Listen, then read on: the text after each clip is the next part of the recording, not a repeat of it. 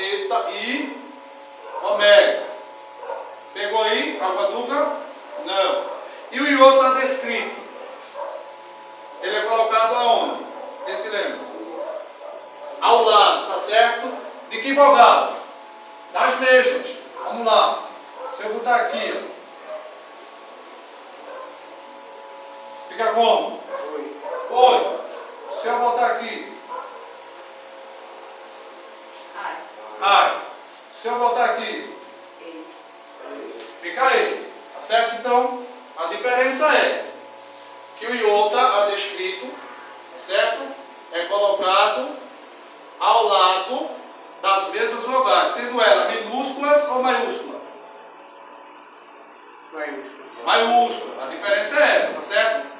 Tem que observar isso aí, porque isso aqui pode cair em uma avaliação.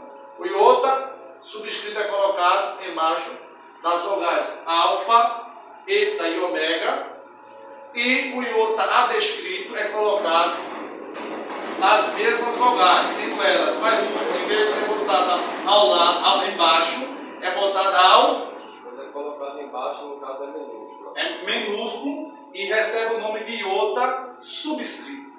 Quando não a vogal maiúscula, colocado ao lado. Ao lado e é chamado de iota adescrito. Certo? Pegou aí? Alguma dúvida? É o momento de tirar. Por quê? É o momento de tirar. Porque semana que vem vamos estar, tá certo? Em o segundo módulo, tá certo? A gente vamos estar assim, nós vamos estar em um segundo módulo. Então isso indica que o curso ele vai avançando gradativamente a cada módulo, certo? A cada módulo há uma experiência nova, há uma dificuldade maior, certo? Porque a cada passo que você vai se desenvolvendo na língua grega, há alguns obstáculos, certo? A ser passado e há algumas dificuldades a ser enfrentadas, certo? Então, a cada módulo há algo novo a se aprender. Então, é necessário para avançarmos em algo novo, aprendemos os que nos antecedem, certo? Então, é interessante decorar o alfabeto, tá certo? Conhecer algumas regras gramaticais, porque só decorar o alfabeto não é suficiente. Se eu não sei de algumas regras que é importante na língua, se eu sei apenas o alfabeto, não conheço as regras gramaticais, eu vou até ler, mas possivelmente vou ler algo em algum momento errado por não conhecer a regra gramatical, certo? Então é interessante.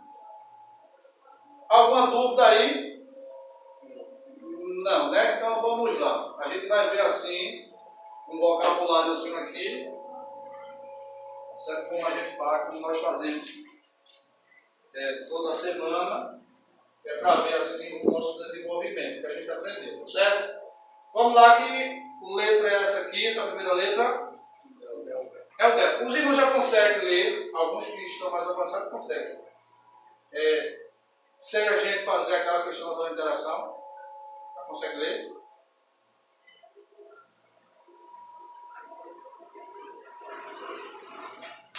Doron. Doron. Quase isso. Doron. Por que Doron em vez de Doron?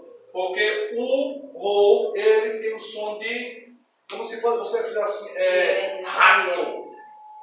Entendeu? Ele não tem aquele som de RL, como se você fosse carro, carroça, certo? Então não seria Doron, seria Doron. Então o carro ficava carrom.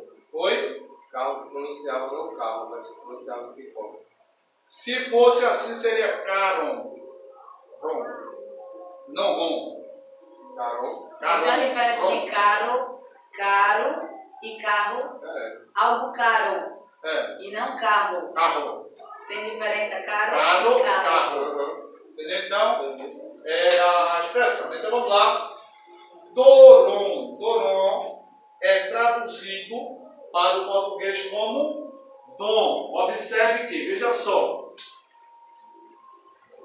Em todo o vocabulário é feito 3 processos de aprendizado. Exemplo. Primeiro, Em um vocabulário você aprende a transliterar uma palavra que é de uma língua para outra, como também traduzir de uma língua para a outra, tá certo? Então observe aqui que estamos fazendo um processo de aprendizado que envolve transliteração e tradução, certo? Tradução, ok?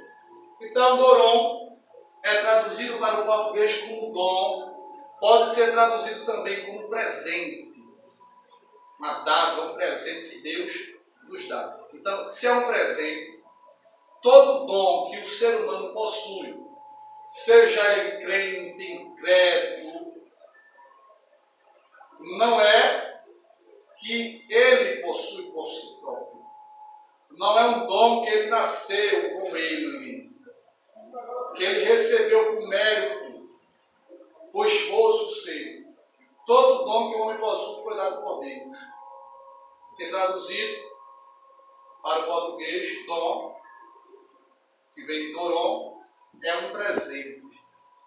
Se você, por exemplo, a seu camarada, ele não é evangélico, mas ele é alguém que estudou, ele tem uma facilidade muito grande de aprendizado, ele é alguém que é autodidata, tem uma facilidade muito grande de aprender.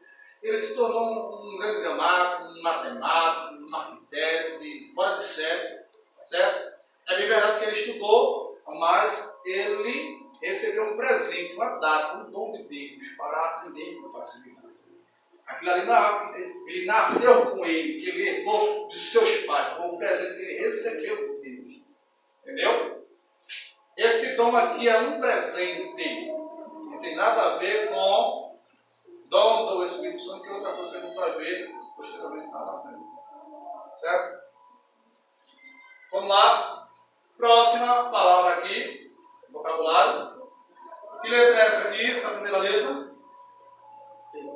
É o T. O T é o nosso TH, ok? TH, próxima letra. O alfa. O alfa é o nosso A. A próxima? Ni. Ni é o nosso N. Alfa novamente. Tal. Ômico e? Como é que fica aí a palavra? Thanatos. Thanatos é traduzido para o português como sendo morte. Morte em língua grega é Thanatos. Certo? Então vamos lá. Próxima palavra aqui, dá para ler essa aqui, essa pequena. Nomos. Nomos é traduzido para, veja, vocês já estão lendo, veja só. Nomos é traduzido para o português como lei. Quem se lembra da expressão deutero, nome, ali significa uma segunda lei. Certo? É uma segunda lei, uma repetição da lei. O livro de Deuteronômio, na realidade, é uma retrospectiva. Parece uma prescrição. Justamente. Exemplo assim, porque na realidade. É uma lei que foi criada e ela foi redigida. De certa forma assim, por quê? Devido a uma necessidade. Tem que se entender o seguinte, que daquela multidão que saiu do Egito. Porque mudou, porque antes não poderia se separar, né? E por conta de haver diversidades, Deus permite que Moisés dê cartas de divórcio. Aí então quer dizer que mudou, né? O que não podia antes passou a mudar, a poder. Entre aspas, né? Mas pessoal, mas a questão do Deuteronômio é o seguinte: por que Deus ele pede para que Moisés faça um levantamento e faça uma retrospectiva? Porque nada, Deuteronômio é a repetição da lei. Exemplo, o povo não recebeu a lei de Deus no Êxodo, certo? Depois que Moisés passou aquele período de 40 dias e 40 noites no monte, que Deus dá ao povo as leis, os 10 mandamentos, que a gente chama de decálogo, certo? Decálogo, 10 palavras. Então, o que acontece é o seguinte: Deuteronômio é a repetição de Êxodo, Números, Êxodo, Levítico e Números. Por quê? Porque a geração que saiu do Egito pereceu no deserto. Entendeu? Então, a nova geração que foi entronizada na terra, que manava leite e mel, na terra que Deus tinha jurado aos pais, foi uma nova geração. Só que os pais que receberam a lei de Deus ignoraram e não passaram para os filhos. Então, fora necessário agora Deus pediu que Moisés fizesse uma retrospectiva dos acontecimentos, de tudo aquilo que Deus tinha feito por Israel no Egito, durante o deserto, durante os 40 anos, para que o povo tivesse conhecimento de quem era Deus. Entendeu? É por isso que Deuteronômio é a repetição da lei. É considerado como segundo lei. Tá certo? Então vamos lá. Próxima palavra aqui, a palavra é essa. Oikos.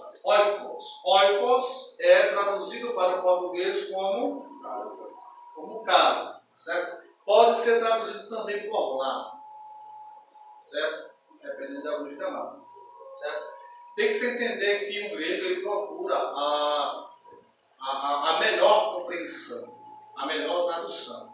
Então, o grego, a língua grega está sempre em andamento, ela está sempre sendo adaptada. Por exemplo, eu não posso pegar, tá certo? Fazer uma tradução definida.